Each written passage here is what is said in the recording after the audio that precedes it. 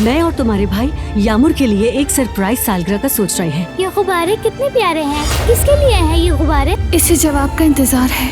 मुझे कुछ तो कहना होगा। बारान, मैं कह दो कि तुम्हें मुझसे प्यार नहीं है। अपनी जात पर भी रहम करो और मुझ पर भी। मैंने एक पेशेंट के लिए आपसे सर्जरी की बात की थी। एक बहुत अच्छी खबर लेकर आया हूँ आयशा आंटी। तुम्हें किसी से भी कर्ज लेने की जरूरत नहीं है। सना की सर्जरी पे जितना भी खर्चा आएगा वो सब एक तंजीम ने अपने जिम्मे ले लिया है। तुम्हारा बहुत शुक्रिया, मगर मुझे कबूल नहीं है। गुल, क्या हुआ? तुमने तैयारी शुरू कर दी? मैंने तुम्हें कहा था ना कि हमारी मंगनी है। अम्मी, मैं तो ये देखकर लाजवाब हो गई। तुम्हारे अंकल से बात कर ली है, सारी तैयारी कर ली है उन्होंने।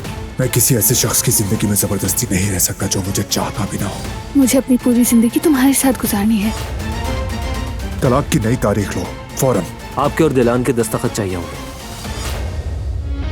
वो कहानियां अधूरी जो न हो सकेगी पूरी, उन्हें मैं भी क्यों सुनाऊं, उन्हें तुम भी क्यों